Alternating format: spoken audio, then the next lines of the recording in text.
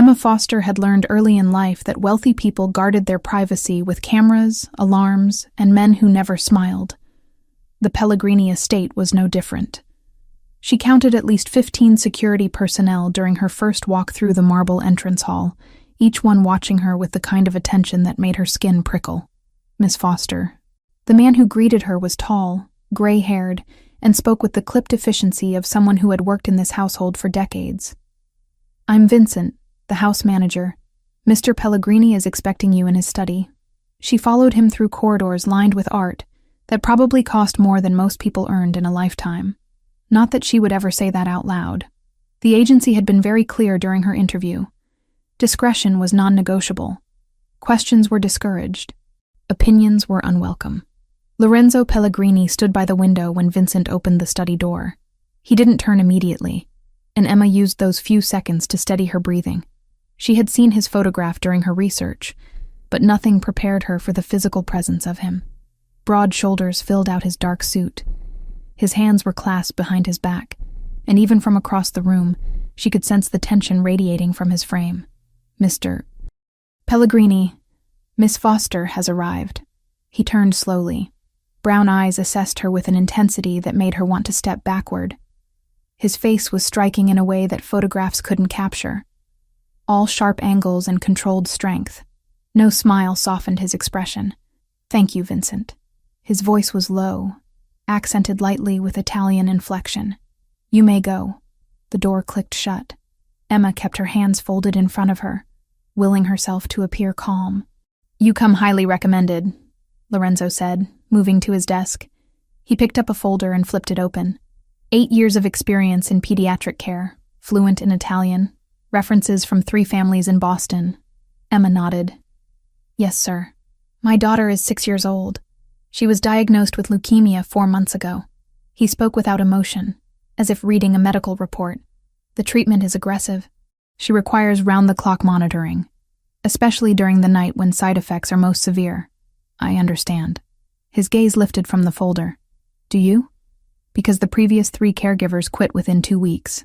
They said Sophia was difficult, unresponsive. They couldn't handle the silence." Emma felt something tighten in her chest. She had read about Sophia in the file the agency provided. 6 years old. Mother deceased 2 years prior. Selective mutism following trauma. Current medical treatment for acute lymphoblastic leukemia. "Children process grief differently than adults," Emma said carefully. "Silence doesn't mean she isn't communicating. It just means we need to learn her language." Something flickered in Lorenzo's expression. He set the folder down. "You'll work nights, 8 p.m. to 8 a.m. Sophia's medical team handles daytime care. Your job is to ensure she's comfortable, administer medication on schedule, and alert the on-call physician if anything changes. You'll have your own room in the staff wing. Meals are provided. Vincent will give you the household rules." "May I meet Sophia before I start?" The question seemed to catch him off guard. "Why?" "Because she should know who I am before I walk into her room in the middle of the night. Children respond better when they feel safe." Lorenzo studied her for a long moment. Then he moved toward the door. "Follow me." They walked through more corridors, up a staircase with an iron railing that probably predated the Civil War, and down a hallway painted in soft cream tones. Lorenzo stopped outside a door decorated with a small wooden sign that read, "Sophia's room," in elegant script. He knocked twice, then opened the door without waiting for a response. The bedroom was large and filled with afternoon light. Soft blue walls were covered with paintings of clouds and stars. A canopy bed sat against one wall, and near the window, a small girl sat in an oversized armchair, a book open in her lap. Sophia Pelleigrini had her father's dark hair, though hers fell in loose curls around her face. Her skin was pale, almost translucent, and Emma could see the faint outline of an IV port beneath her long-sleeved shirt. Brown eyes identical to Lorenzo's lifted when they entered, but she didn't speak. "Sophia." Lorenzo's voice changed when he addressed his daughter, becoming softer, but somehow more strained. "This is Miss Foster. She's going to be helping take care of you at night." The little girl looked at Emma but said nothing. Emma knelt down so they were at eye level. "Hi, Sophia. You can call me Emma if you'd like. I saw you're reading about butterflies. That's one of my favorite topics. No response.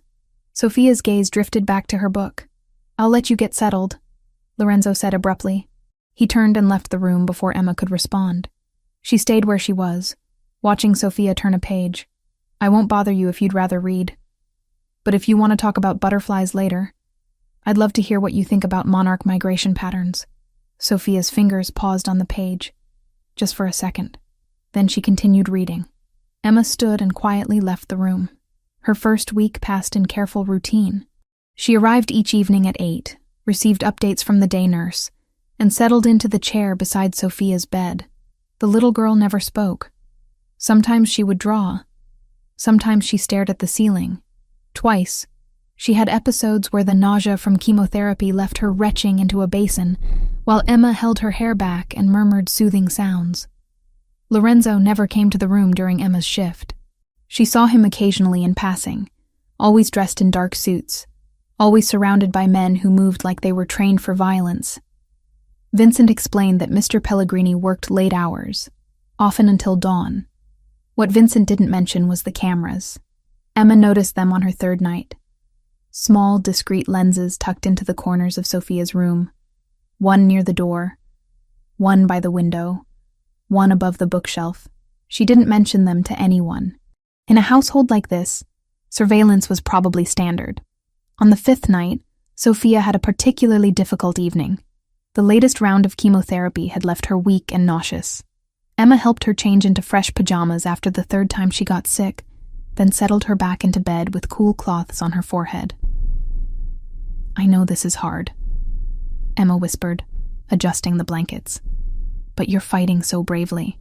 Your body is working really hard to get better. Sophia's eyes were closed, but her small hand reached out and gripped Emma's fingers. It was the first time she had initiated physical contact. Emma stayed there, holding her hand, until Sophia's breathing evened out into sleep. Then she began to hum softly, an old lullaby her mother figure used to sing. The melody was simple, the words in Neapolitan dialect that most people wouldn't recognize. She sang about stars and small stars, about night skies that watched over sleeping children, about morning light that would always return. Sophia's lips moved slightly, forming soundless words. Emma's breath caught.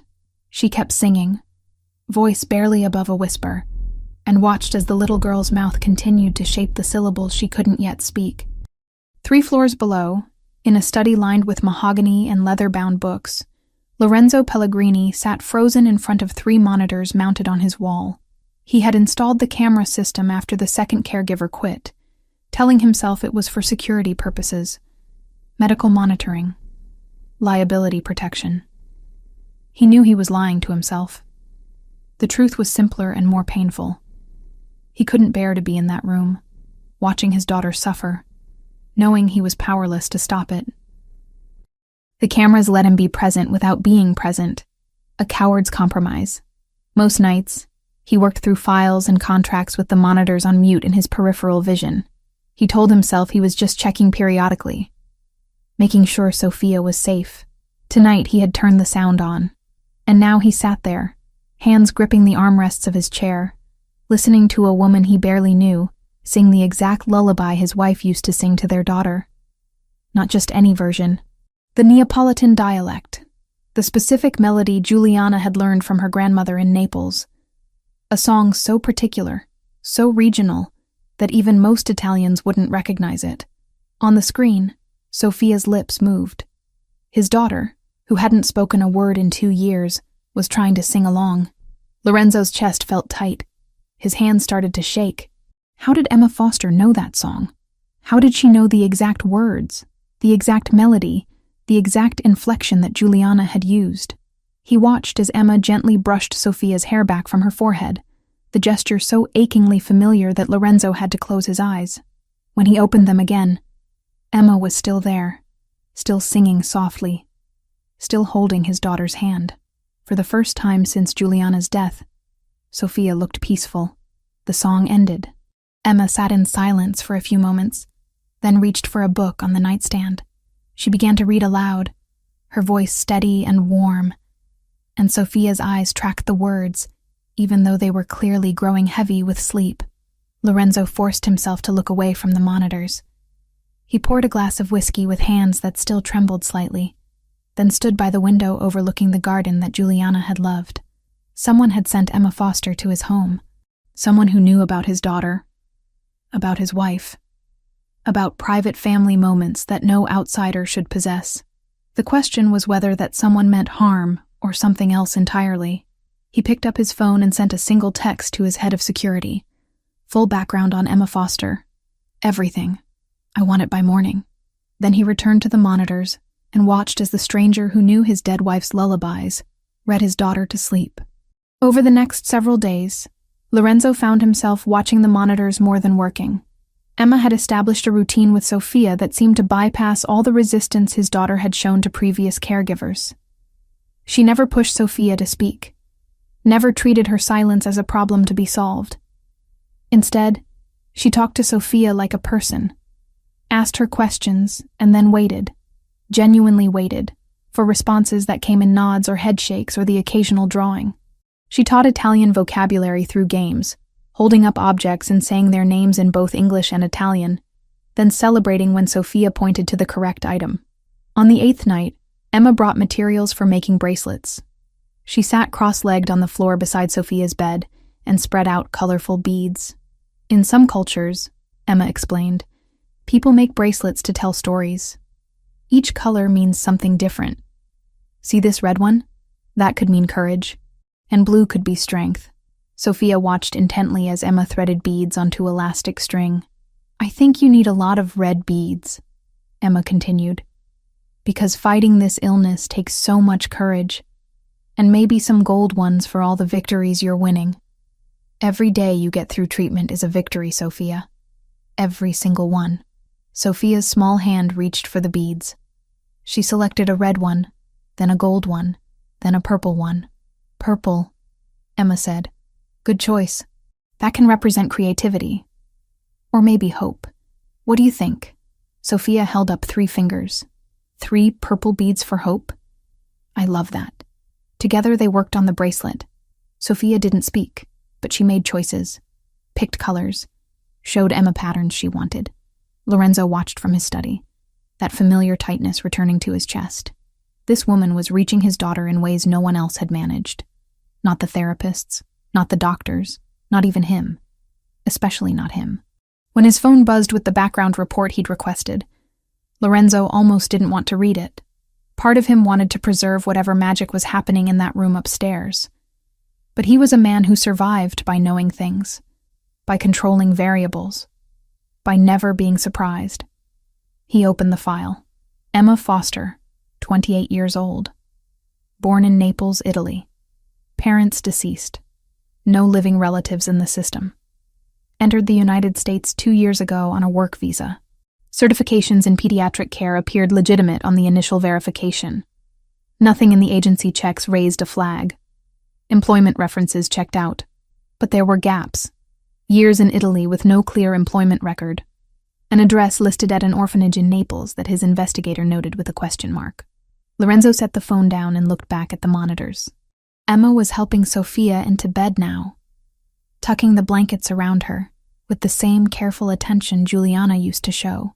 Then Emma did something that made Lorenzo's blood run cold.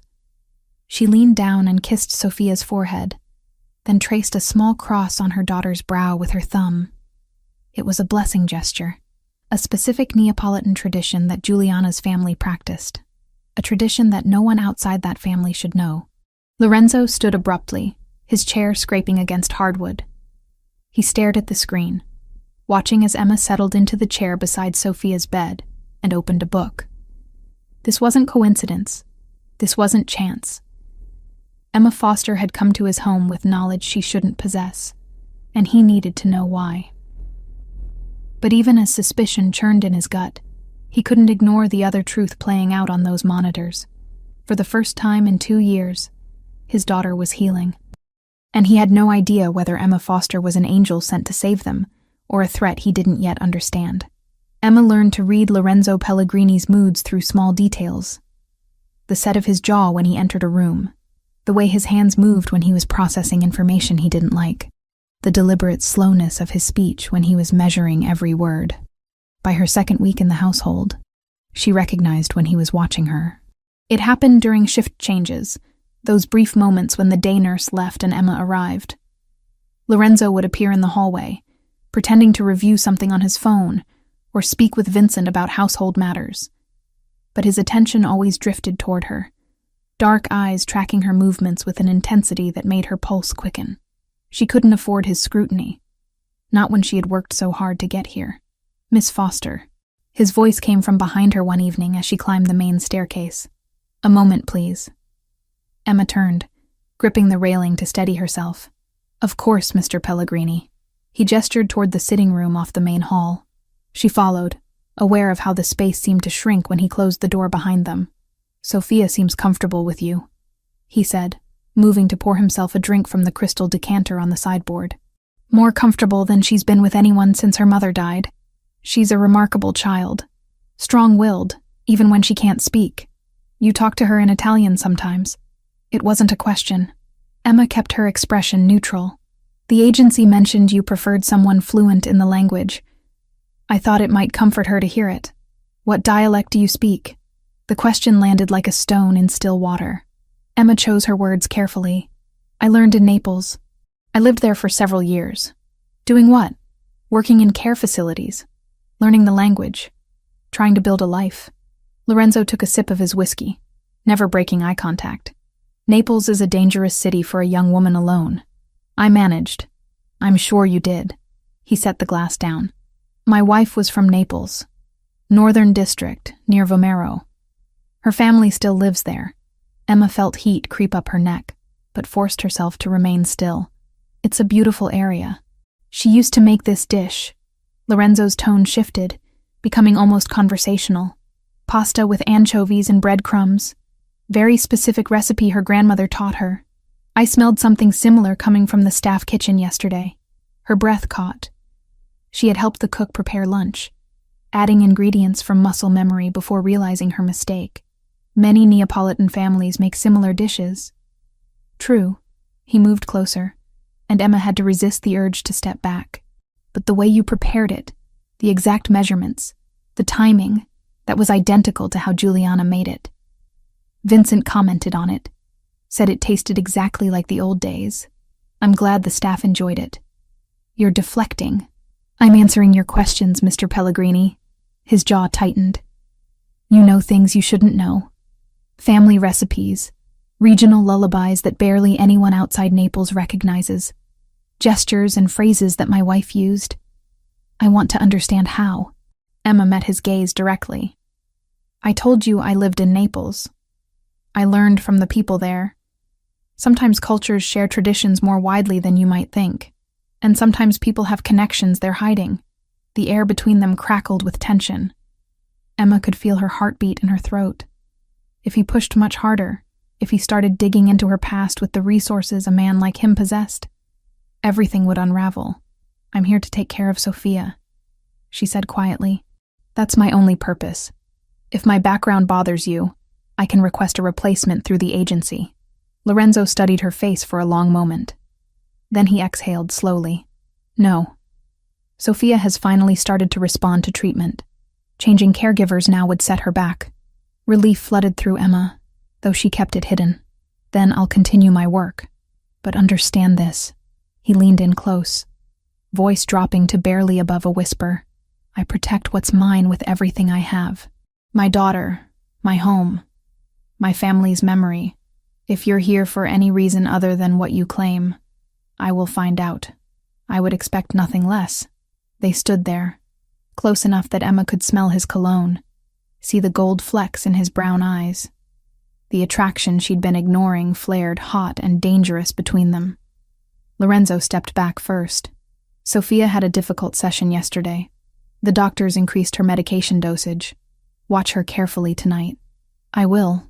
She left the sitting room on unsteady legs, taking the stairs slowly until she was certain he couldn't see her anymore. Then she pressed her back against the wall and closed her eyes, willing her racing heart to slow. This was becoming more complicated than she'd planned. That night, Sophia was restless from the moment Emma arrived. The increased medication made her nauseous, and she spent the first 2 hours curled on her side, refusing food or water. "I know it hurts," Emma murmured, pressing a cool cloth to Sophia's forehead. "But your body needs fuel to fight. Can you try just a few sips of water?" Sophia shook her head weakly. "What if I told you a story while you drink? One about a princess who was braver than any knight in the kingdom." The little girl's eyes opened slightly. She gave the smallest nod. Emma held the cup to Sophia's lips, letting her take tiny sips between sentences as she wove a tale about a princess with scars from battles against invisible dragons. A princess who lost her voice but learned to speak through her art, her kindness, her courage. By the time the story ended, Sophia had finished half the cup. "Good job," Emma said, setting it aside. "Your father would be so proud." Sophia's hand moved to her stomach, and Emma recognized the warning signs immediately. She grabbed the basin just as the little girl started retching, holding her steady through the violent waves of nausea. When it finally subsided, Sophia was crying silently, tears streaming down her pale face. "Shh, it's okay. It's okay, sweet girl." Emma cleaned her up with gentle hands, changed her into fresh pajamas, and settled her back against the pillows. "I know it's terrible. I know you're tired of being sick.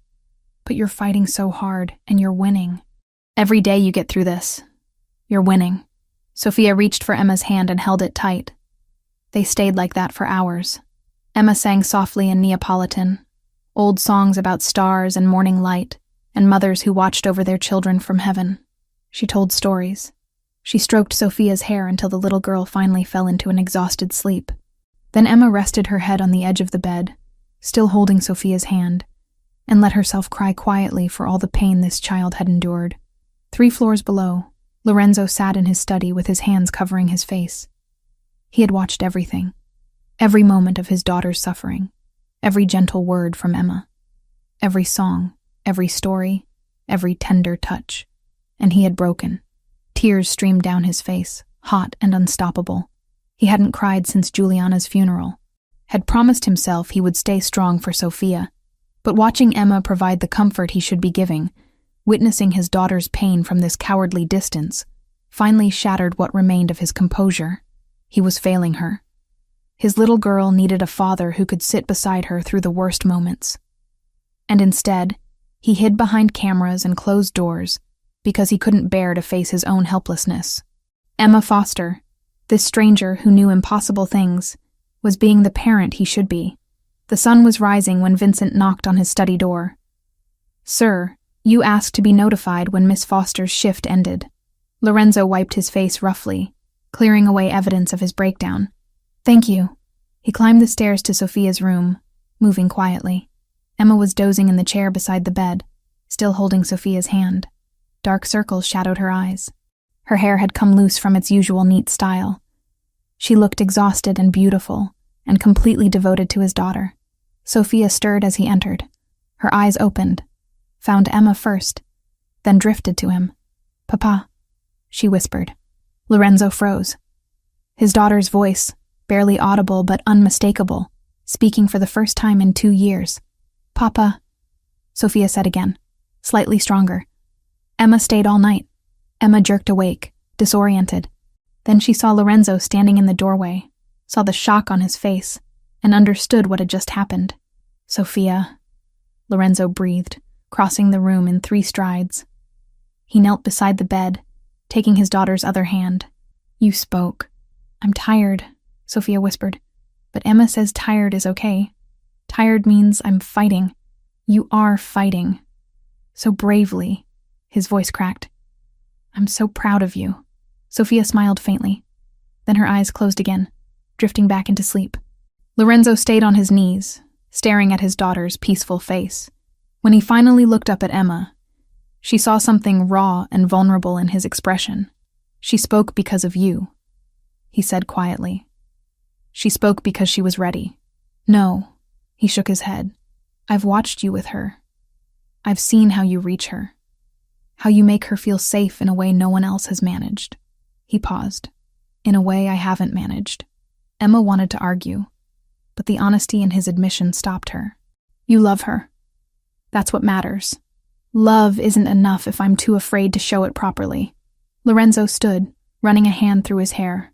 I owe you more than a salary, Miss Foster. You've given my daughter her voice back. I just listened until she was ready to use it. Their eyes met, and that dangerous pull between them intensified. Emma felt it in her chest, warm and insistent. Lorenzo must have felt it too because he looked away first, jaw tightening. Get some rest, he said, his tone becoming formal again. You've earned it. He left before she could respond. Emma sat alone in the quiet room, watching Sophia sleep peacefully for the first time in days. The little girl's lips curved in the faint suggestion of a smile. Outside in the hallway, Lorenzo pulled out his phone and sent a single text to his consigliere. Increase priority on Emma Foster investigation. I need to know everything. Focus on Naples connections. Family. Friends. Anyone she might have known there. I want answers within 48 hours. He couldn't shake the feeling that Emma Foster was connected to his past in ways he didn't yet understand. And whether that connection was blessing or threat, he needed the truth before he let her any deeper into his life, because she was already dangerously close to his heart. The report arrived at 6 a.m, delivered in person by Lorenzo's consigliere, a man named Roberto, who had worked for the Pelleigrini family since Lorenzo's father was alive. The information you requested, Roberto said, sliding a manila folder across the desk. Though I'll warn you, it raises more questions than it answers. Lorenzo opened the file, scanning the documents inside. Emma Foster, 28 years old, birth certificate from Naples. Parents listed as deceased when she was 12. Entry into the United States 2 years ago on a work visa sponsored by a healthcare staffing agency. But between age 12 and 26, there were gaps. Large, unexplained stretches of time with no employment records, no tax documents, no digital footprint. The orphanage, Lorenzo said, pointing to an address in Naples. Did you verify it? I did. Santa Maria delle Grazie, run by an order of nuns. They confirmed Emma Foster lived there from age 12 to 18, then returned periodically for several years after. They were hesitant to provide more details, cited privacy concerns. Lorenzo leaned back in his chair. Privacy concerns from nuns? They're protective of the children who pass through their care, especially ones who experience trauma. Roberto paused. There's something else. The work visa that brought her to the United States was legitimate, but the references she provided were minimal, almost as if she deliberately kept her past vague, or someone helped her keep it vague. That's my thought as well. People don't have gaps this significant unless they're hiding something or being hidden. Lorenzo closed the file. Keep digging. I want to know who she knew in Naples, where she worked, how she supported herself. If she had connections to my wife's family, I need to know. Roberto nodded. There's one more thing. We intercepted communication yesterday. The 'Ndrangheta is making moves in Brooklyn, testing our territory. Antonio Rossi sent a message through intermediaries. The name made Lorenzo's blood run cold. Antonio Rossi was the kind of man who used family as weapons, who understood that the fastest way to break someone was through the people they loved. What did the message say? That he's noticed you've been distracted. That a sick child requires a lot of attention, makes a man vulnerable. Roberto's expression hardened. He didn't make explicit threats, but the implication was clear. Lorenzo stood abruptly, moving to the window. Dawn light filtered through the trees in the garden. Somewhere upstairs, Sophia was sleeping peacefully, probably still holding Emma's hand. Double the security detail. I want armed guards on rotation around the property, 24 hours. No one enters or leaves without clearance. And I want surveillance on Rossi's known locations. If he so much as looks toward this neighborhood, I want to know about it. Already done. I tripled the perimeter guards last night when the message came through. Good. Lorenzo turned back to face his consigliere. And Roberto? If Rossi makes a move toward my daughter, I don't care about the truce we've maintained. I don't care about territory negotiations. I will end him and everyone connected to him. Understood. After Roberto left, Lorenzo climbed the stairs to Sophia's room. He found Emma reading softly to his daughter, morning light catching the gold in her hair. Sophia was awake, eyes tracking the words, occasionally mouthing them along with Emma's voice. They both looked up when he entered. "Good morning, Papa," Sophia said. Her voice was still quiet, but she spoke without hesitation now. "Good morning, little star." He kissed her forehead. "How are you feeling?" "Tired, but Emma says tired is winning." "Emma is very wise." He glanced at the woman in question, who had set the book aside and was watching him with those blue eyes that seemed to see too much. "Miss Foster, I need to speak with you." Privately, Emma stood, touching Sophia's shoulder gently. "I'll be right back, sweetheart. Why don't you pick out which story you want to hear next?" They walked into the hallway. Lorenzo closed the door behind them, then guided Emma down the corridor to a small sitting area away from listening ears. "There's been a development," he said without preamble. "A security concern that requires changes to the household arrangements." Emma's expression remained calm, but he saw her shoulders tense slightly. "What kind of concern?" "The kind where people with bad intentions have taken notice of my family. Specifically, of Sophia's condition." He chose his words carefully. "In my line of work, weakness is exploited. A sick child makes me vulnerable in ways that can be used against me. You think someone would hurt Sophia? I think someone would threaten to hurt Sophia to get what they want from me." Lorenzo watched her process this information. "Which is why I need you here full-time. Not just night shifts. I want you living in the house, available around the clock during this phase of her treatment. Mr. Pelleigrini, I appreciate the offer, but I have an apartment, a life outside of work. I'll pay triple your current rate. You'll have your own suite in the East Wing, private bathroom, full access to the kitchen and grounds. You won't be a prisoner, just closer in case Sophia needs you." Emma hesitated, and he could see the conflict in her face. "This feels like more than just medical care." "It is. It's protection." He moved closer, dropping his voice. "Sophia is thriving with you. She speaks now. She smiles. She participates in her treatment instead of just enduring it. I can't risk losing that progress if something happens and you're not here. You could hire additional security instead of asking me to move in. I have additional security. I have an entire team of people whose job is to keep this household safe." He held her gaze. "But none of them can do what you do for my daughter. None of them make her feel safe the way you do." The air between them shifted, charged with something that had nothing to do with security arrangements, and everything to do with the pull that kept drawing them together. "If I agree," Emma said quietly, "I need boundaries, clear expectations. This can't blur lines that should stay firm. Agreed. You're Sophia's caregiver, nothing more. Professional at all times." Even as he said it, Lorenzo knew he was lying to both of them. The lines were already blurred beyond recognition. Emma moved into the East Wing that afternoon. She didn't have much to bring from her apartment, just 2 suitcases and a box of books.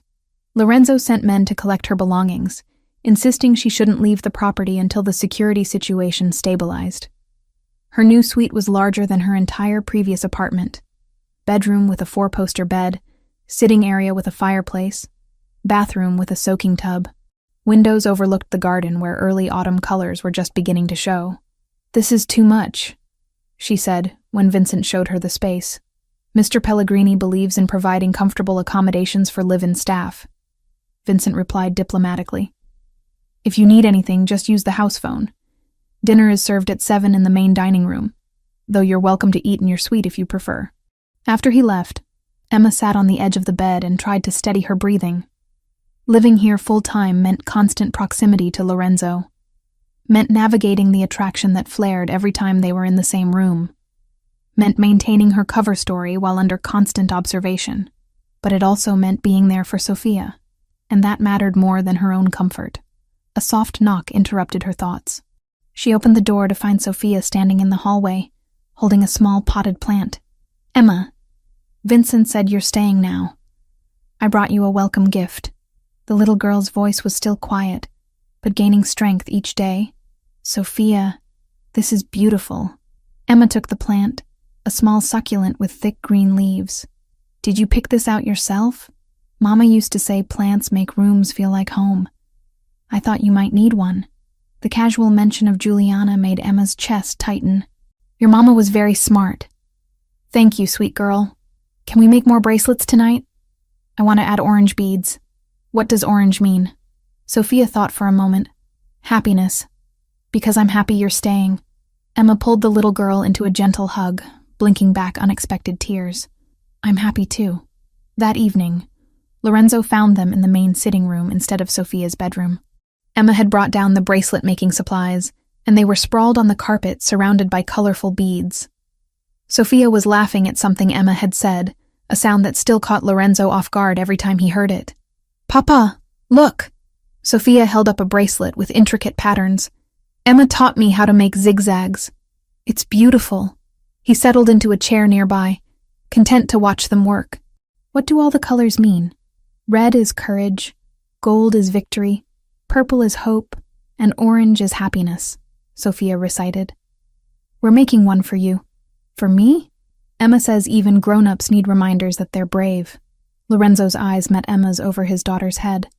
She looked away first, focusing intently on threading beads. They worked in comfortable silence for a while. Sophia chattered about the book she was reading, about the stars Emma had painted on her ceiling, about wanting to go outside when she felt stronger. Lorenzo found himself relaxing in a way he rarely did, the constant tension in his shoulders easing. This felt dangerously like family. Later, after Sophia had gone to bed, Emma was cleaning up the bead supplies when Lorenzo returned to the sitting room. You don't have to do that, he said. The staff will take care of it. It's no trouble. She gathered the last of the materials into their container. Besides, I'm not used to having people clean up after me. You'll need to get used to many things if you're living here. Emma straightened, tucking a strand of hair behind her ear. I'm adaptable. I've noticed. He moved closer, and she stilled. You've adapted to Sophia's needs, to the household rhythm, to my security concerns. You barely asked questions when I told you to move in. You made it clear the situation was serious. I trust your judgment about your daughter's safety, but not about other things? I didn't say that. They stood there in the lamplight. The only sounds the distant ticking of a clock and their own breathing. Lorenzo could smell her shampoo, something clean and faintly floral. Could see the pulse beating in her throat. I had you investigated, he said abruptly. Emma went very still. And there are significant gaps in your history. Years where you simply don't exist on paper. He watched her face carefully. People with gaps like that are usually running from something or hiding something. Which is it for you? Maybe I just lived quietly. Not everyone leaves a digital trail. In Naples, one of the most documented cities in Italy? He shook his head. No. You were somewhere, doing something. And you don't want me to know what. Emma set the supply container down with deliberate care. Are you asking me to leave? No. I'm asking you to trust me with the truth. Trust is earned, Mr. Pelleigrini. We barely know each other. We know each other well enough that my daughter has bonded to you in ways that terrify me. We know each other well enough that I lie awake at night wondering why you know my dead wife's lullabies. His voice dropped lower. We know each other well enough that I can't stop thinking about you, and that's a problem. The confession hung between them, raw and dangerous. Emma's breath caught. That can't happen. I know. I work for you. I take care of your daughter. That's all this can be. I know that too. But neither of them moved away. The space between them hummed with everything they weren't saying. Finally, Emma stepped back. I should check on Sophia. She's sleeping. I just looked in on her. Then I should go to bed. It's been a long day. Lorenzo nodded, not trusting himself to say more. He watched her leave the room, then sank into the nearest chair and pressed his hands against his face. This was spiraling beyond his control. Emma Foster was becoming essential to his daughter's recovery and dangerous to his own equilibrium. He couldn't have her investigated too aggressively without risking her leaving. But he couldn't let the mystery of her past remain unsolved. And he definitely couldn't keep pretending he wasn't falling for a woman whose secrets might destroy them all. The question came on a quiet Tuesday evening when Emma was helping Sophia arrange her growing collection of beaded bracelets on a velvet-lined tray. Emma? Sophia's voice was soft but clear now, no longer the whisper it had been weeks ago. Can I ask you something important? Of course, sweet girl. You can ask me anything. Sophia fidgeted with a purple bracelet, not meeting Emma's eyes. Do you think you could be my new mama? Emma's hands froze mid-motion. The bracelet she was holding slipped from her fingers and scattered beads across the carpet. She felt the air leave her lungs. Sophia, She struggled to find words that wouldn't break the little girl's heart. I love you so much. You know that, right? I know. That's why I thought maybe you could stay forever. Not just as my caregiver, but as my mama. Papa likes you too. I can tell. Tears burned behind Emma's eyes. She cupped Sophia's face gently. Your real mama loved you more than anything in this world. She's watching over you right now, and her memory is precious.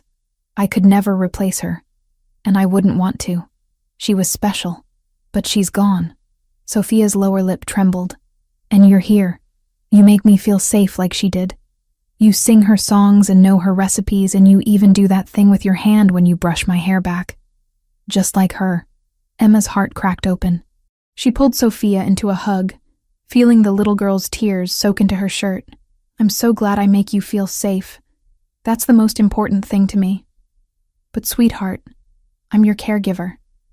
I'm here to help you get better, to take care of you during treatment. When you're healthy again, you won't need me anymore. Yes, I will.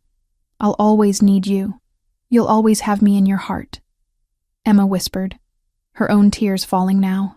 But we have to honor your mama's memory by remembering that no one can take her place. She was your first mama, your real mama. And that's forever. Sophia cried harder, and Emma held her through it, rocking gently and murmuring comfort in both English and Italian. When the tears finally subsided, Sophia pulled back and wiped her face. Will you at least stay until I'm all better? I'll stay as long as your papa needs me to. Promise? Emma kissed her forehead. I promise. 3 floors below, Lorenzo sat frozen in his study, staring at the monitor. He had heard every word, had watched Emma handle his daughter's vulnerable question with such grace and honesty that it physically hurt. But what hurt more was realizing that he had wanted Emma to say yes, had wanted her to promise forever, not just until treatment ended, had wanted to hear her claim the role of mother to his child and partner to him. Instead, she had done the right thing, the honorable thing, and he hated how much that disappointed him. The moment was interrupted by Roberto entering without knocking, his expression grim. We have a problem. Security caught 2 men taking photographs of the property from the street. When our team approached, they fled. We ran their plates. Registered to a shell company we've traced back to Rossi's organization. Lorenzo stood abruptly. How close did they get? Not onto the grounds, but close enough to photograph the east wing, where Miss Foster's suite is located. His blood ran cold. They're watching her specifically? Or they're watching you watch her. Either way, they've noticed she's moved into the house, that she matters to Sophia, which means she matters to you. Roberto paused. This makes her a target. Increase patrols around the east wing. I want someone stationed below her windows at all times, and find those men. I want to know everything about them by morning. Already on it. But sir, there's something else. Roberto pulled out another file. The deep background check on Miss Foster finally yielded results. Her certification documents, the ones that allowed her to work as a pediatric caregiver, were forged. Lorenzo took the file, scanning the technical analysis. Forged by who? Someone with connections in the Neapolitan underground. The kind of person who specializes in creating clean identities for people who need to disappear, or who don't exist on paper. It's sophisticated work. Expensive. So she paid someone to give her false credentials to get into my house. Lorenzo's voice was dangerously quiet. That sounds like infiltration. Or desperation. People forge documents for many reasons, not all of them malicious, but some of them are. Lorenzo closed the file. Bring her to my office, now. Emma was putting Sophia to bed when Vincent appeared in the doorway, his expression apologetic. Miss Foster, Mr. Pelleigrini requests your presence in his study, immediately. The tone sent warning bells through her system. Is something wrong? I believe that's what he wishes to discuss. Sophia grabbed Emma's hand. Don't go. Stay with me. I'll be back soon. I promise. Vincent will stay with you until I return. Okay? The walk down to Lorenzo's study felt like a march to execution. Emma's mind raced through possibilities, trying to anticipate what had changed. When she entered the room, Lorenzo was standing by his desk, face carved from stone. Close the door. She did, then waited. How long did you think you could hide it? His voice was ice. Hide what? He threw a folder onto the desk. Papers spilled out. Technical documents she couldn't fully read from across the room. Your certification documents are forgeries. Expert forgeries, but forgeries nonetheless. Created by someone in Naples with ties to organized crime. Emma's stomach dropped. She had known this moment might come, but she hadn't prepared for how it would feel. I can explain. Can you? Because from where I'm standing, it looks like someone sent you here deliberately. Someone who knew about my family, about Sophia, about weaknesses they could exploit. He moved closer, anger rolling off him in waves. The Ndrangheta has been watching this house, taking photographs. And now I find out the woman I've trusted with my daughter's life lied about her credentials to get hired. What am I supposed to think? I would never hurt Sophia. Never. I love her. Love isn't proof of innocence. People use love as weapons all the time in my world. Emma lifted her chin. Then what do you want from me? A confession.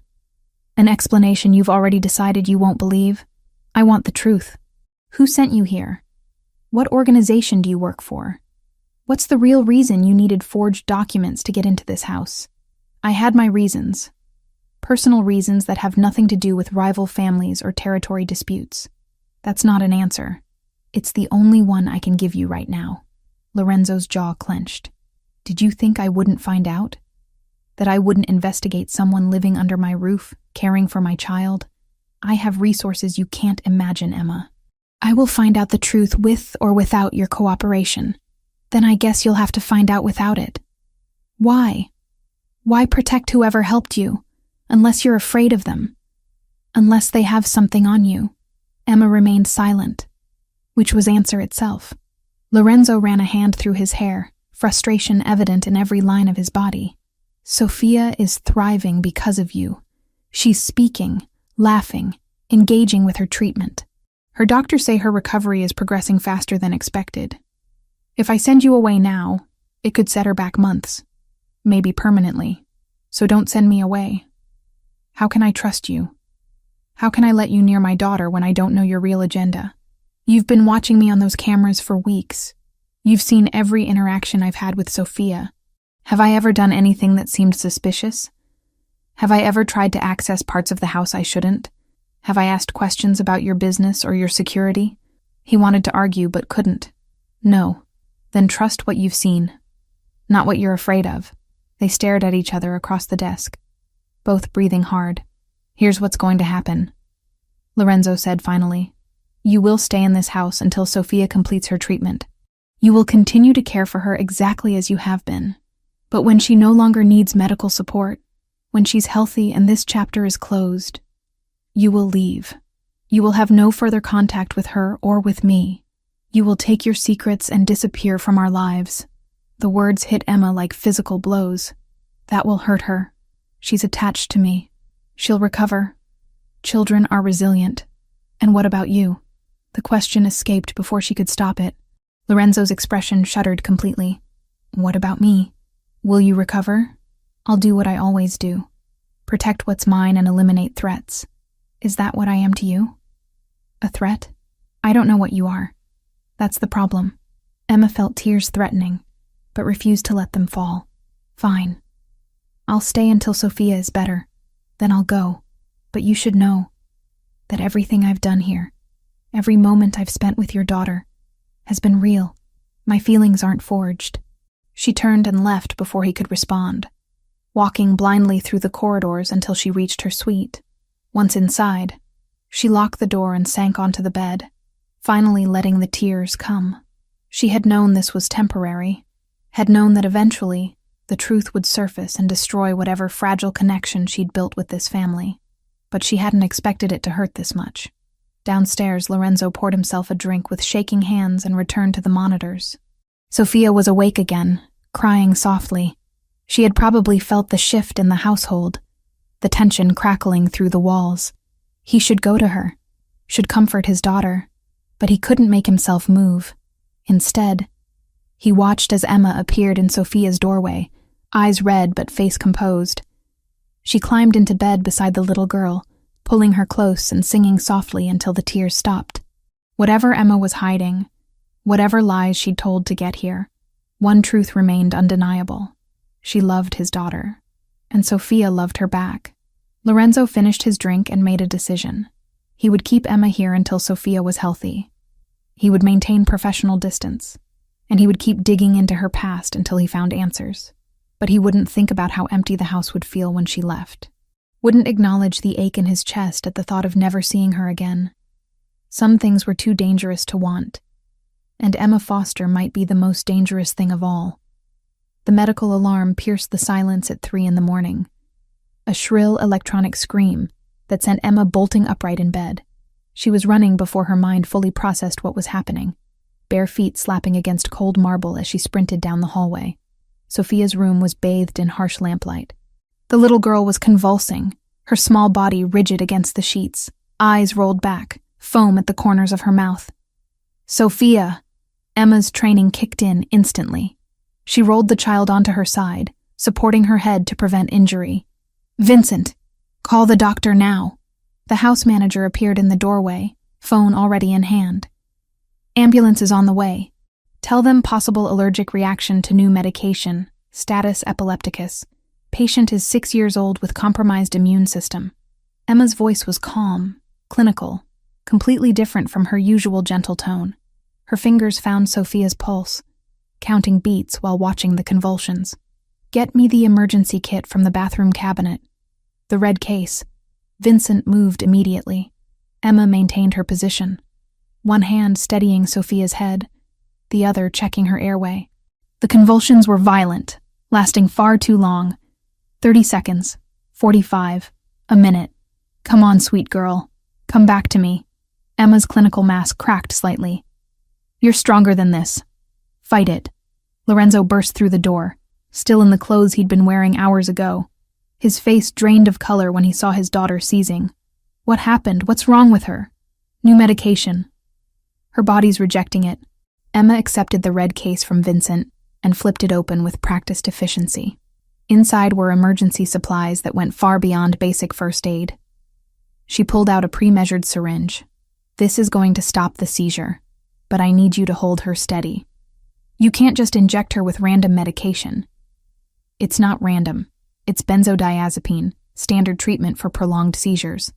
If we don't stop this in the next 30 seconds, she could have permanent brain damage. Emma's eyes met his, fierce and certain. Trust me or get out of my way. Lorenzo knelt beside the bed, hands shaking as he helped steady his daughter. Emma administered the injection with the precision of someone who had done this 100 times. They waited, counting seconds that felt like hours. Slowly, the convulsions began to ease. Sophia's body relaxed, her breathing becoming less labored. Emma checked her vital signs again, then carefully positioned her in recovery position. Her airway is clear. Pulse is stabilizing. The medication is working. Emma finally allowed herself to breathe, but she needs to get to a hospital. The reaction could restart. The medical team arrived within minutes. Emma briefed them with the kind of detailed information that made the lead paramedic pause and study her. You have medical training? Some. Basic emergency response. That was a lot more than basic, ma'am. They loaded Sophia onto a stretcher. Lorenzo climbed into the ambulance without hesitation, but before the doors closed, his eyes found Emma's. Come with us. It wasn't a request. The hospital was a blur of fluorescent lights and antiseptic smell. Sophia was rushed into the pediatric intensive care unit, while Emma and Lorenzo were relegated to a waiting room with uncomfortable chairs and magazines nobody read. Lorenzo paced like a caged animal, phone pressed to his ear as he coordinated with his security team, his medical contacts, anyone who might provide information faster than the doctors would. Emma sat motionless, hands clasped in her lap, still wearing the pajamas she'd thrown on before running to Sophia's room. Her mind replayed every second of the crisis, analyzing what she could have done differently. Faster. Better. They said she's stable. Lorenzo's voice cut through her thoughts. He had ended his call and was standing in front of her, exhaustion and fear etched into every line of his face. The seizure didn't cause lasting damage. You stopped it in time. Good. Where did you learn to do that? His voice was quiet but intense.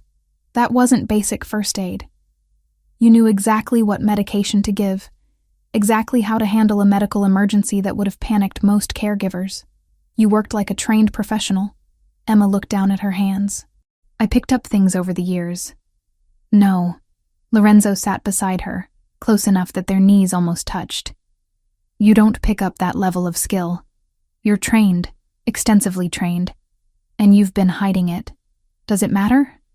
Sophia is safe. It matters because my daughter almost died tonight, and the only reason she didn't is because you had knowledge and supplies that a regular caregiver wouldn't have. It matters because you've been lying about who you are since the moment you walked into my house. His hand shot out, gripping her wrist. Who are you really, Emma Foster? The dam broke. All the secrets she'd been carrying, all the weight of her deception, finally became too much. Emma felt tears streaming down her face before she could stop them. I was 12 years old, she whispered. 12 years old and dying in an alley in Naples. My mother had left me there. She was an addict, chose drugs over her daughter, and I had pneumonia so bad I couldn't stand up. I remember thinking this was how I would die. Alone, forgotten. Lorenzo's grip on her wrist loosened but didn't release. Then this woman found me. Beautiful. Kind. With this voice that made me think maybe angels were real. She picked me up, carried me to her car, and took me to a private hospital. Paid for everything. The doctor said if she'd found me an hour later, I would have been gone. Emma wiped at her face roughly. She didn't just save my life that day. She changed it. She placed me in an orphanage run by nuns, a good place with education and safety. And she visited me. Every month for 5 years, this woman would come and spend time with me. She taught me Italian songs, told me stories, brought me books. She paid for my schooling, including basic nursing courses because I told her I wanted to help people the way she helped me. Juliana, Lorenzo's voice was hoarse. I didn't know her full name. She only ever introduced herself as Juliana. The nuns said she requested privacy, that she helped many children and didn't want attention or gratitude. They protected her identity. Emma finally looked at him, her blue eyes swimming with tears. I loved her. She was the only mother I ever really had. And then one day she stopped coming. The nuns told me she was sick, that she couldn't visit anymore. 6 months later, they told me she had died, 2 years ago. Yes, I was devastated, but I still didn't know who she really was. Not until I saw her obituary online. Juliana Pelleigrini, wife of Lorenzo Pelleigrini, mother to Sophia Pelleigrini. There was a photo, and I recognized her face, even though it had been years since I'd seen her. Emma's voice broke. She had a family. A real family. And she still made time for a street kid from the slums. Lorenzo released her wrist and covered his face with both hands.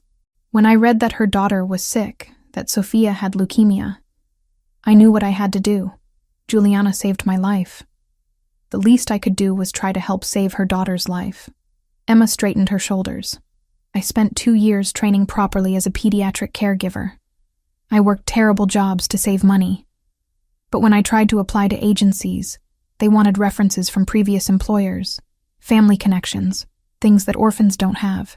So I found someone who could create documentation that would pass initial screening. I'm qualified to do this job. The training is real. I just had to forge the paper trail because my past doesn't exist in the way agencies require. You came here specifically to help Sophia.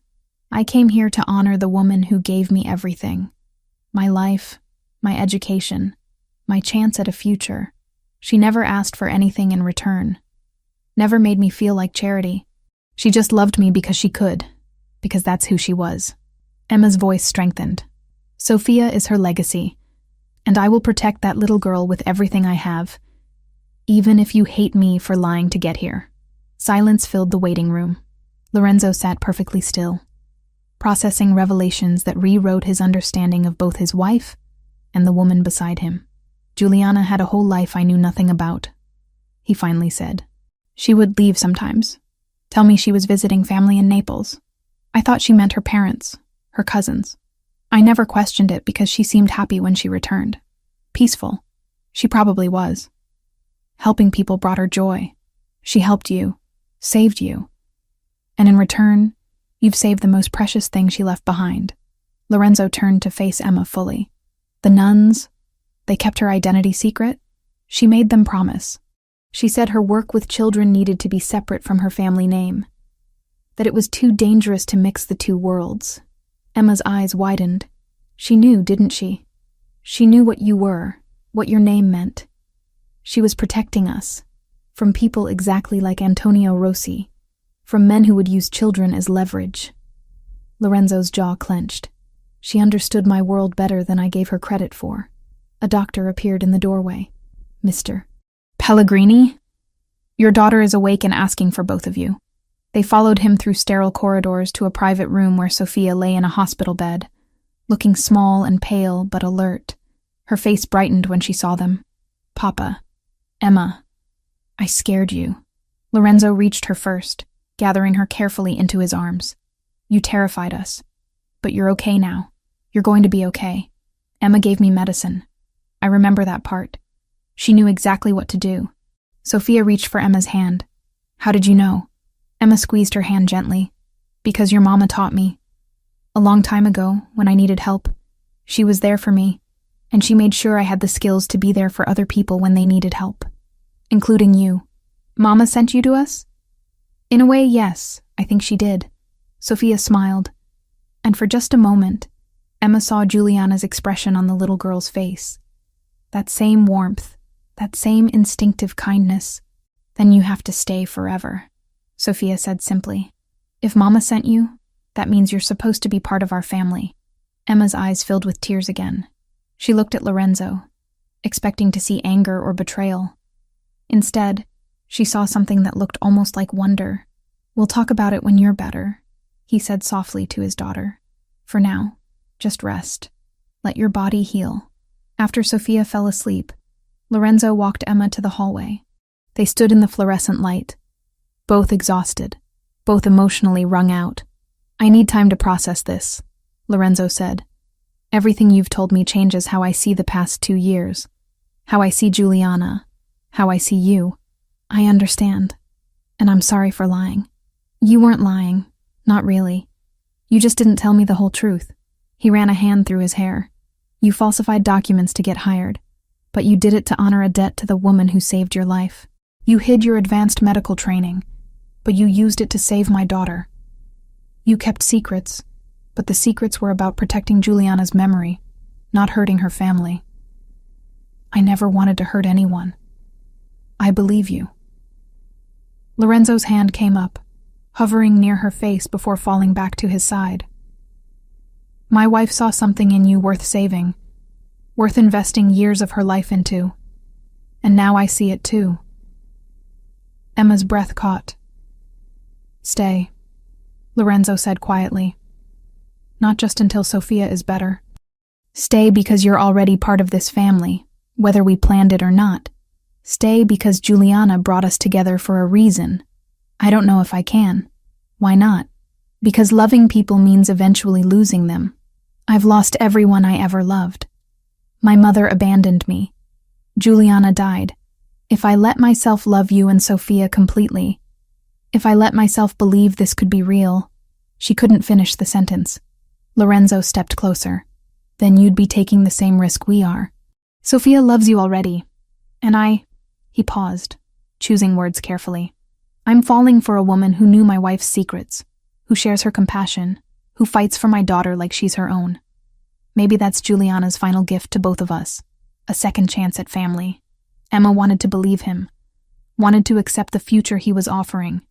But years of survival had taught her that hope was dangerous. Let me think about it, she whispered. Lorenzo nodded, then did something unexpected. He pulled her into his arms, holding her while she finally let herself cry for everything she'd lost and everything she might yet gain. In the hospital room behind them, Sophia slept peacefully, dreaming of the mother she'd lost and the woman who might help her father finally heal. Sophia came home from the hospital 3 days later, weak but stable. The doctors had adjusted her medication protocol, eliminating the compound that caused the severe reaction. Emma stayed close during the transition, monitoring every symptom, every change in color or energy level. Lorenzo watched them both with an intensity that made the air feel electric. He spent those days doing something he hadn't allowed himself since Juliana's death, remembering her completely. Not just the sanitized version of grief, but the real woman with all her complexities and secrets. The business trips to Naples that lasted longer than necessary. The way she'd return with stories about her cousin's children, details that now seemed deliberately vague, the substantial charitable donations that appeared on their accounts, always to organizations helping at-risk youth. She had built an entire world of compassion separate from his world of violence, and she'd done it to protect both sides. "I need everything on Juliana's activities in Naples," Lorenzo told Roberto in his study. "Every donation, every organization she supported, every connection to Santa Maria delle Grazie orphanage. I want confirmation of Emma's story down to the smallest detail." Roberto returned 2 days later with a file thick enough to require both hands. "The orphanage records are extensive. Your wife made anonymous donations for 15 years, substantial amounts that funded education programs, medical care, and housing improvements. The nuns kept meticulous records of her visits, though they only identified her as Juliana from Naples." Roberto opened to a marked page. There are notes about a specific child she took special interest in. A girl brought in at 12 years old, nearly dead from pneumonia and malnutrition. The medical bills alone were significant. Lorenzo studied the dates. They aligned perfectly with Emma's timeline. The nuns confirmed that Juliana visited this child monthly for 5 years, paid for her nursing education, maintained contact until shortly before her cancer diagnosis. Roberto paused. They said Juliana made them promise never to reveal her full identity to the children she helped. She believed her family name would put them in danger. She was right. Lorenzo closed the file. Emma Foster is exactly who she claims to be. So what now? Now I figure out how to keep her here. But Emma had other plans. Lorenzo found her packing 2 days later, carefully folding clothes into the same suitcases she'd arrived with. His chest tightened at the sight. "What are you doing?" She didn't turn around. "Sophia is stable. The immediate crisis has passed. It's time for me to go. We never discussed you leaving. You said I could stay until she was better. She's better." Emma's voice was steady, but he heard the strain beneath it. "I've overstayed my welcome. Sophia needs you. Sophia needs her father. She needs stability and honesty, not a caregiver with a complicated past who lied to get hired." Emma finally faced him. "I gave you what I came to give. I honored my debt to Juliana. Now I need to let you build your life without the reminder of secrets and deception. Is that what you think you are? A reminder of deception? Aren't I?" Lorenzo crossed the room in 3 strides. "You're the woman my wife chose to save. The woman she trusted with her time, her resources, her love. You're the person who brought my daughter back from the edge of silence and despair. He stopped, struggling with words. "You're not leaving. You can't order me to stay." "I'm not ordering. I'm asking." His hands flexed at his sides. "Please don't go." Emma's resolve wavered. "Lorenzo, I don't belong here. I'm not part of your world. You became part of it the moment Juliana decided you were worth saving. You became part of it when Sophia called you her second chance at happiness. You became part of it when He couldn't finish. The moment stretched between them, fragile and vital. Then Sophia's voice cut through from the hallway. "Emma? Papa? Where are you?" They found her standing outside Emma's suite, eyes red from crying. "You're leaving." It wasn't a question. "I heard Vincent talking to the other staff. He said you were packing." Emma knelt in front of her. "Sweetheart, No." Sophia's voice cracked. "You promised. You said you'd stay as long as Papa needed you. He still needs you. I still need you. Please don't leave me too." The last 3 words destroyed something in Emma's chest. "Oh, Sophia, everyone I love goes away. Mama left, the nurses left, the other caregivers left. You're the only one who stayed when things got hard. You're the only one who sings Mama's songs and makes me feel like maybe I'm not losing her completely." Tears streamed down the little girl's face. "If you go, it's like losing her all over again." Lorenzo pulled his daughter into his arms, but his eyes never left Emma's. "You heard her. We need you. I can't stay just because a child is afraid of loss. That's not healthy for anyone. Then stay because you want to. Lorenzo's voice dropped lower. Stay because walking away from this family would hurt you as much as it hurts us. Emma stood slowly, her own tears threatening. You don't know what you're asking. I'm asking you to trust that Juliana knew what she was doing, that she saved you for a reason beyond just surviving, that maybe the reason was this moment, this family, this chance to complete what she started. He shifted Sophia in his arms. I'm asking you to be brave. Before Emma could respond, Roberto appeared at the end of the hallway, phone in hand and expression grim. Sir, we have a situation. Lorenzo handed Sophia to Emma and stepped away. What kind of situation? Intercepted communication. Rossi's people are planning a move. They know Sophia was hospitalized. They know the transport route you'll use for her next appointment. They're planning an ambush during the transfer. Ice flooded Lorenzo's veins. When? Tomorrow morning. They think you'll take her to the oncology center for her scheduled treatment. How did they get that information? We're still investigating. But sir, they mentioned the caregiver specifically. They know Emma is important to Sophia, which makes her important to you. They see it as leverage. Emma's arms tightened protectively around Sophia. Lorenzo's mind raced through options, strategies, countermeasures. Cancel the appointment. We'll have the medical team come here instead. Already arranged. But this doesn't solve the larger problem. Rossi knows your weakness now. He'll keep probing until he finds an opening. Then we eliminate the threat permanently. Lorenzo's voice went cold. Get me locations on all known Rossi operations. I want coordinated strikes ready within the hour. Sir, that's escalating to war. They threatened my daughter. It's already war. Roberto left to make arrangements. Lorenzo turned back to find Emma watching him with an expression he couldn't read. This is your world, she said quietly. This is what Sophia will grow up seeing. This is me protecting what's mine. Would you have me do less? I'd have you be careful.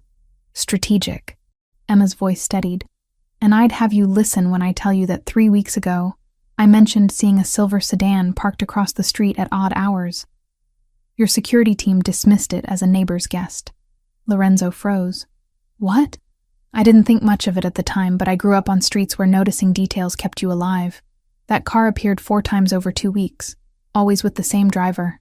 A man in his 30s with a scar above his left eyebrow. He never got out, just sat there watching the house for 20 minutes, then left. Why didn't you report this formally? I did. I told Vincent. He said your security team monitored all vehicles in the area and found nothing concerning. Emma's eyes held his. But I wrote down the license plate anyway. Force of habit from my time in Naples. You learn to document things that feel wrong. Roberto, who had returned to overhear this, pulled out his phone. What's the plate number? Emma recited it from memory. Roberto typed rapidly, then went very still. That vehicle is registered to a holding company we've traced to Rossi's network. It was part of their initial surveillance operation. He looked at Lorenzo. Your security team missed it, but she caught it. Because I know what predatory observation looks like. Emma's voice was hard now. I survived years by recognizing when someone was watching me for the wrong reasons. Your high-tech security system is designed to catch obvious threats. It doesn't catch the subtle ones, the patient ones. Lorenzo stared at her, something clicking into place. What else have you noticed? The delivery driver who comes twice a week arrives at different times than the regular schedule, but always when Sophia is visible through the garden windows. The maintenance worker who serviced the East Wing cameras took 3 times longer than necessary and asked unusual questions about Sophia's routine. Enough. Lorenzo held up a hand. Roberto, verify everything she just said. Within 30 minutes, they had confirmation. The delivery company had no record of schedule changes.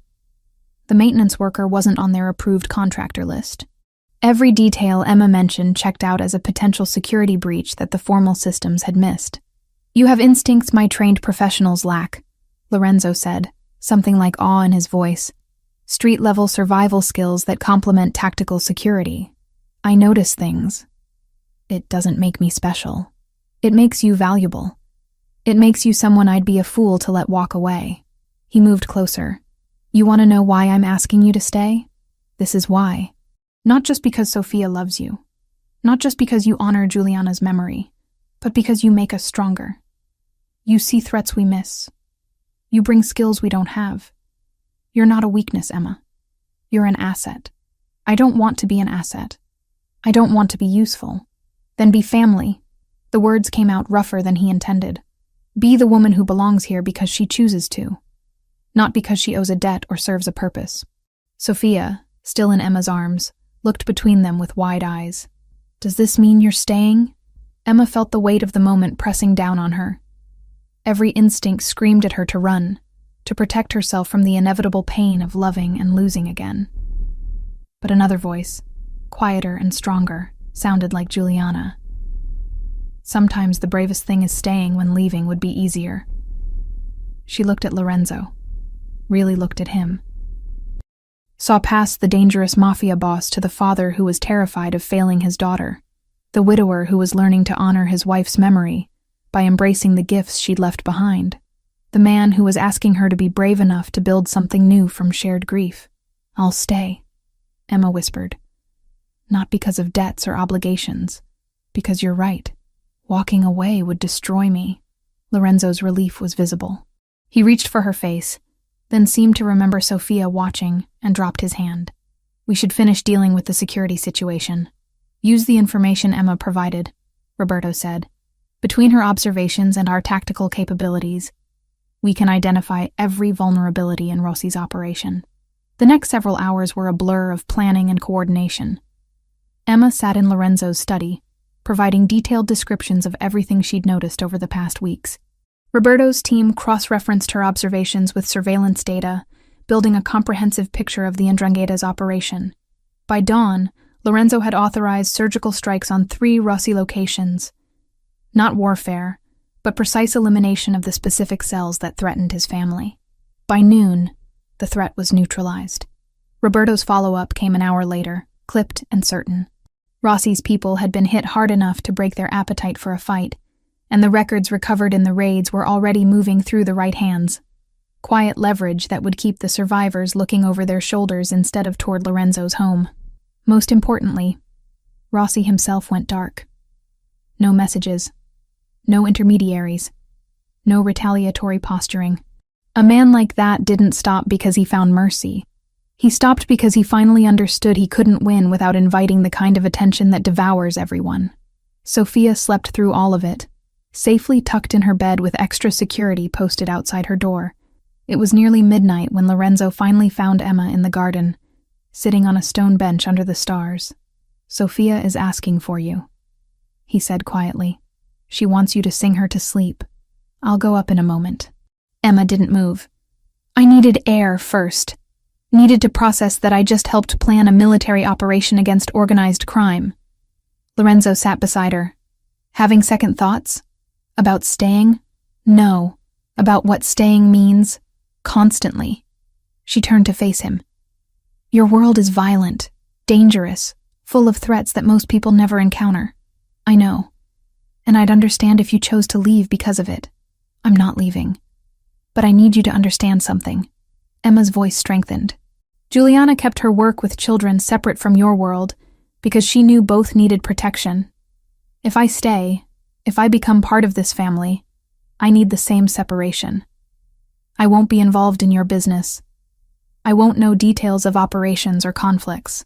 I'll care for Sophia, be present for this family. But the violence stays outside. I can live with that. Can you? Because I watched you tonight. Watched you make decisions about people's lives with the same calculation you'd use for a business deal. That's who you are. That's your world. And I need to know you won't pull me or Sophia into it more than absolutely necessary. Lorenzo was quiet for a long moment. My father used to say that the hardest part of this life is knowing when to be the monster and when to be the man. I've spent years being mostly the monster because it was safer. Easier. But you and Sophia, you make me want to remember how to be the man. Then be him, for her, for us. Emma reached for his hand. Juliana saw something in you worth loving despite everything. I'm starting to see it too.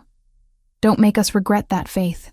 He lifted her hand to his lips, pressing a kiss to her knuckles. I'll spend the rest of my life earning it.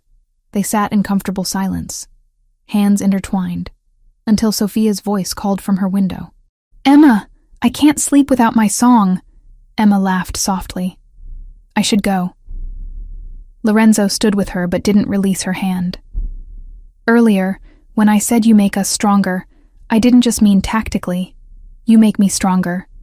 You remind me what I'm protecting and why it matters. Lorenzo, he pulled her close, one hand cupping her face. I've been fighting this for weeks. Fighting the way I feel when you walk into a room. Fighting the knowledge that you're becoming essential to my life in ways that terrify me. I'm done fighting it. What are you saying?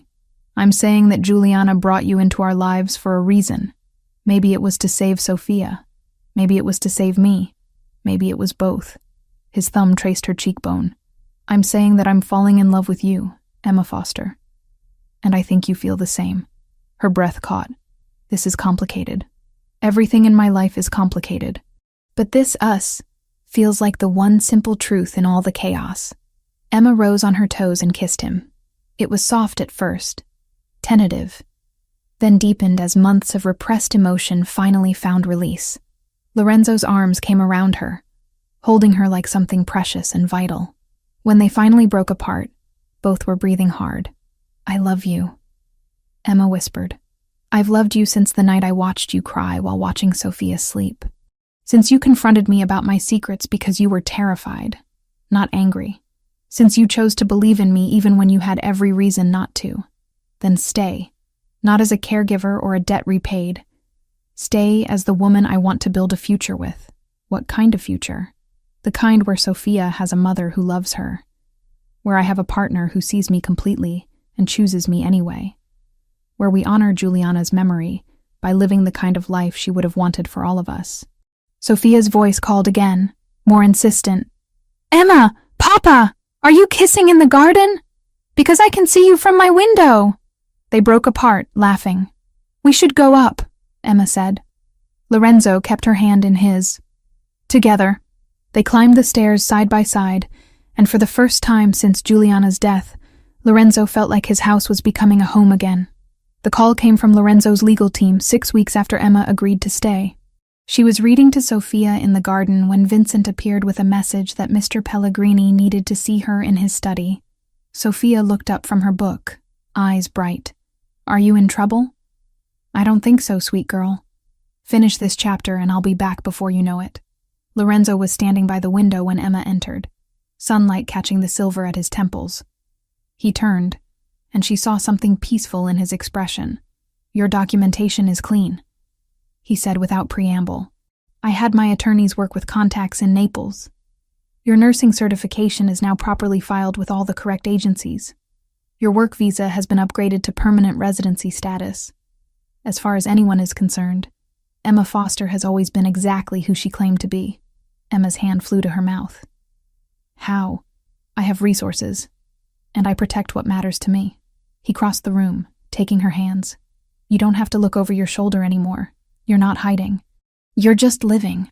Lorenzo, this must have cost... Don't. Whatever it cost was worth it to see that expression on your face right now.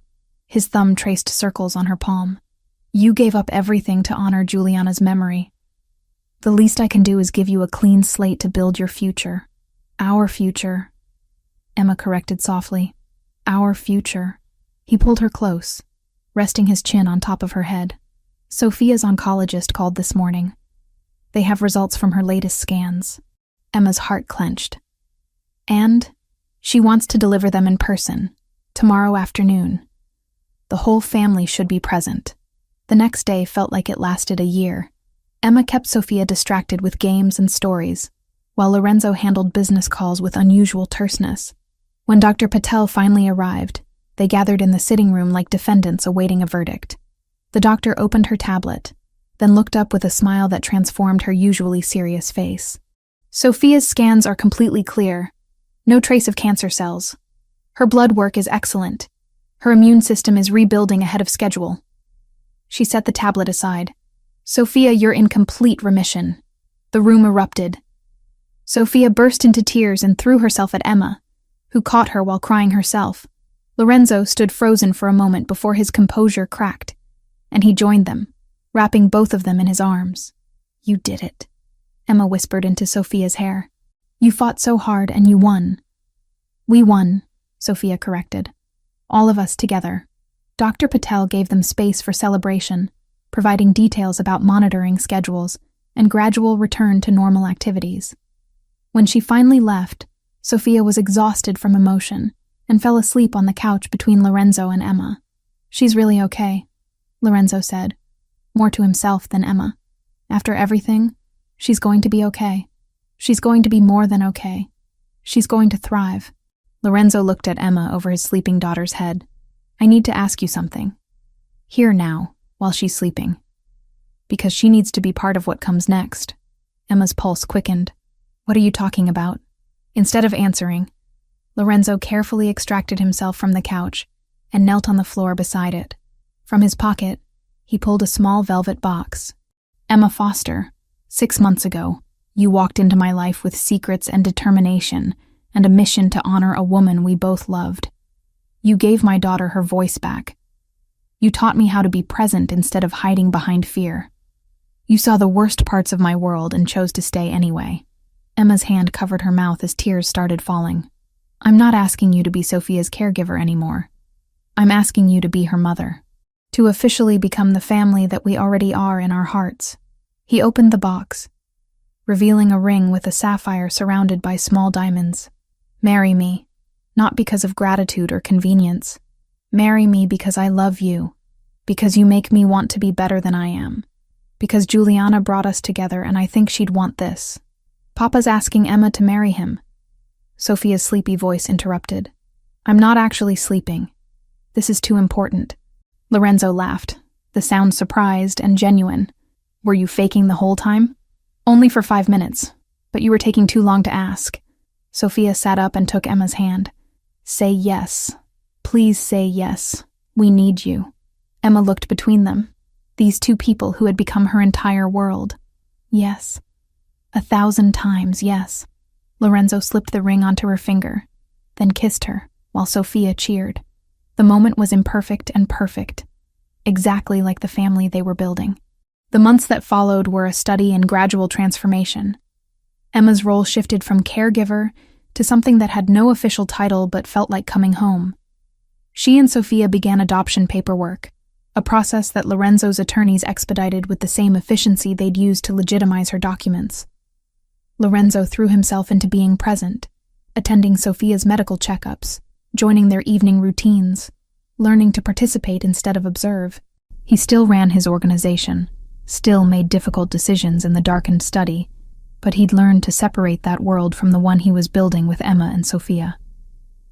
3 months after the proposal, a package arrived from Naples. Emma recognized the return address immediately. Santa Maria delle Grazie. I mentioned to the nuns that I was getting married, Emma explained to Lorenzo as she carefully opened the box. They said they had something that belonged to me. Something Juliana left years ago with instructions to give to me if I ever returned for it. Inside was a smaller wooden box, worn with age. Emma lifted the lid with trembling hands and found letters. Dozens of them, written in Juliana's elegant script, each dated and sealed. She wrote to me, Emma whispered. All those years, she was writing letters. They read them together that night, after Sophia went to bed. Letters chronicling Juliana's thoughts about helping children, her hopes for Emma's future, her joy at watching the street girl transform into a young woman with purpose and kindness. The final letter was dated 3 weeks before Juliana's cancer diagnosis. My dear Emma, Lorenzo read aloud, his voice thick with emotion. If you are reading this, then I am gone. I pray that you have found happiness and family, that you are no longer alone in the world. You were one of my greatest joys, proof that one person's kindness can change a life completely. I have a daughter named Sophia, who is 6 years old as I write this. She is brave and clever and full of light. If something happens to me, if you ever meet her, I hope you will see in her the same potential I saw in you. Love her as I loved you. Protect her as I protected you. And if my husband seems lost, be patient with him. He's a good man trapped in a hard world, and he will need someone who understands both survival and compassion. You owe me nothing, Emma. You never did. But if you choose to help my family should they need it, Know that it would bring me peace. You were my heart's work. My daughter is my heart itself. Perhaps together, you can both heal. With all my love, Juliana." Emma was sobbing by the end. Lorenzo set the letter down carefully and pulled her into his arms. She knew, Emma choked out. Somehow she knew this would happen. Or she hoped. She hoped that if something happened to her, the girl she saved might save us in return. Lorenzo kissed her temple. She chose well. They showed Sophia the letters the next day, reading the appropriate ones aloud and explaining the ones that were too adult. Sophia listened with wide eyes, then carefully touched the paper. "Mama wanted us to be a family," she said simply. "She picked Emma for us." "She did," Lorenzo agreed. "And we're going to honor that by being the best family we can be." The wedding happened in early autumn, when the garden was at its most beautiful. They kept it intimate, just close family and a few trusted friends. Sophia served as maid of honor, wearing a lavender dress that Emma had designed with small stars embroidered along the hem. "For all the stars you painted on my ceiling," Sophia had explained. "So Mama's stars are part of the wedding, too." Emma wore cream silk, simple and elegant. As she walked down the makeshift aisle between garden chairs, she thought about the journey that had brought her here, from dying in a Naples alley to marrying into a family she'd once only dreamed of meeting. Lorenzo waited at the end of the aisle, looking at her like she was something miraculous. When she reached him, he took her hands and whispered, "Thank you for staying. Thank you for giving me a reason to." The ceremony was brief, but meaningful. When the officiant pronounced them married, Sophia was the first to hug them both. "Now you're officially my mama," she said to Emma. "Now I'm officially the luckiest woman alive," Emma corrected. The months that followed didn't feel like a fairy tale. They felt like work. Appointments and blood draws, nights when Sophia's body was too tired to be brave, and mornings when Emma still woke, half expecting the ground to vanish beneath her. But slowly, the calendar changed its meaning. Treatments became less frequent. The word remission stopped sounding like a dare and started sounding like permission to breathe. They learned the rhythm of their new life in the spaces between fear. Lorenzo stopped living through monitors. Emma stopped living like she was temporary. And somewhere in the second spring after the wedding, hope took on weight and heartbeat. By the time summer turned again, Marco arrived angry and perfect, and Sophia declared him hers before he even opened his eyes.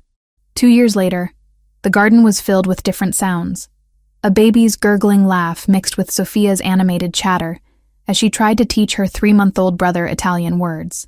"Say Stella, Marco. It means star, like the ones on your nursery ceiling." Marco, who looked like a perfect blend of Lorenzo and Emma with dark hair and blue eyes, made an incomprehensible sound that Sophia decided to interpret as success. Emma watched from a blanket spread on the grass, marveling at how completely her life had transformed. Sophia was 8 now, healthy and vibrant, with no trace of the silent, sick child she'd been. The cancer remained in remission, and with each passing month, the fear of relapse faded a little more. Lorenzo emerged from the house carrying a tray with drinks and snacks. He'd learned domestic gestures over the past 2 years, small acts of care that came more naturally now. "Your daughter is convinced the baby said Stella," he told Emma as he settled beside her. "Our daughter," Emma corrected with a smile. "And she might be right. He's very advanced." "Of course he is. Look at his parents." Lorenzo leaned over to kiss her, then Marco, then called Sophia over. "Come here, little star. It's time for the song." This had become their tradition. Every Sunday evening when weather permitted, they gathered in the garden and sang the old Neapolitan lullabies that Juliana had taught Emma, who had taught Sophia, who was now teaching Marco. Sophia settled between them, and Emma started the melody. "Stelle e stelline." Lorenzo joined in this time, his voice rusty but earnest. He'd spent months learning the words, practicing in private until he could sing without embarrassment. For Juliana, for his family.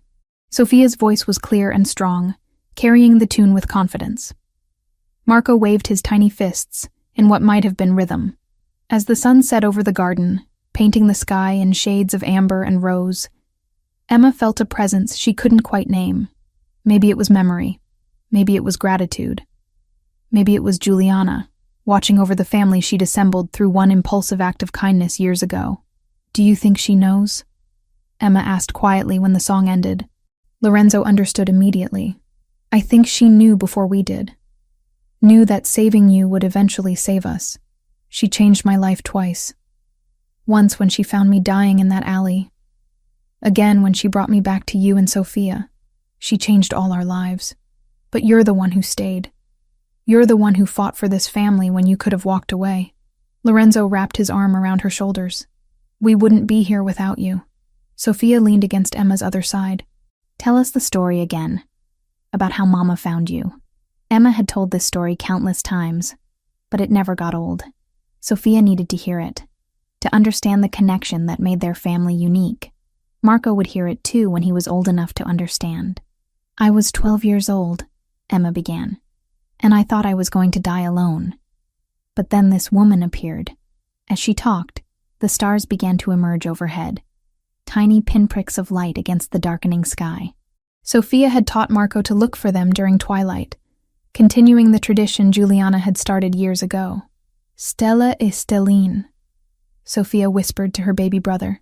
"Stars and little stars. Mama is watching from up there, and Mama Emma is right here with us." The baby grabbed Sophia's finger and squeezed. Lorenzo pulled Emma closer, resting his head against hers. "We made it. Through everything, we made it to this." "We did," Emma agreed. "And it's only the beginning." The garden filled with contentment as the family sat together under emerging stars. Somewhere in memory, Juliana smiled, her work complete. She had saved a child who saved a family, creating a circle of love that would ripple forward through generations.